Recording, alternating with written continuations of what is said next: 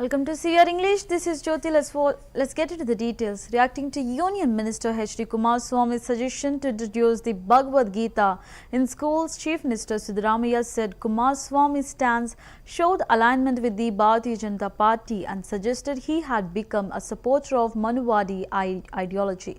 Siddaramaiah argued that such a move reflected a departure from progressive values and questioned the intent behind promoting religious texts in the educational curriculum.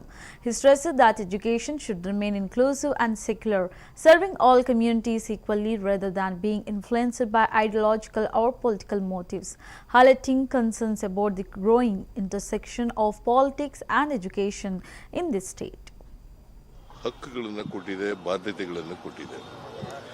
ನಮ್ಮ ಹಕ್ಕುಗಳೇನು, ನಮ್ಮ ಬಾಧ್ಯತೆಗಳೇನು ಅಂತಕ್ಕಂಥದ್ದನ್ನ ತಿಳ್ಕೋಬೇಕು ಪ್ರತಿಯೊಬ್ಬರು.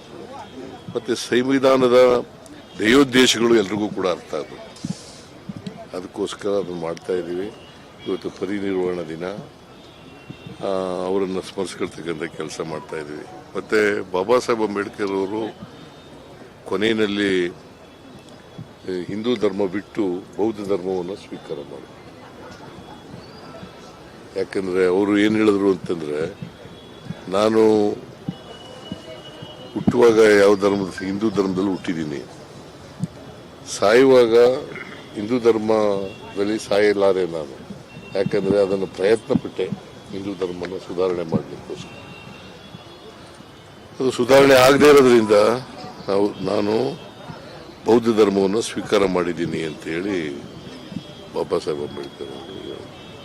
ಹಿಂದೂ ಧರ್ಮದಲ್ಲಿರ್ತಕ್ಕಂಥ ಸಾಮಾಜಿಕ ವ್ಯವಸ್ಥೆ, ಜಾತಿ ವ್ಯವಸ್ಥೆ ಇದೆಯಲ್ಲ, ಇದರಿಂದ ರೋಸಿ ಅವರು ಹಿಂದೂ ಧರ್ಮ ಬದಲಾವಣೆ ಮಾಡೋಕ್ಕಾಗಲ್ಲ ಅದು ಅಂತ ಹೇಳಿ ಅವರು ಮಾಡಿದ್ರು.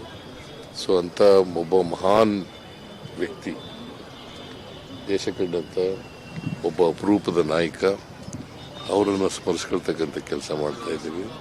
ಅವರು ಈ ಎಲ್ಲ ಶೋಷಿತರಿಗೆ ಗೌರವ ತಂದು ಕೊಡಬೇಕು ಅಂತಕ್ಕಂಥ ಹೋರಾಟವನ್ನು ಮಾಡಿದ್ರು.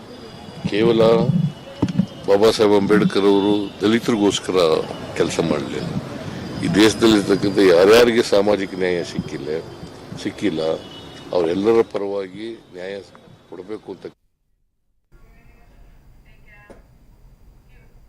Minister Asim Arun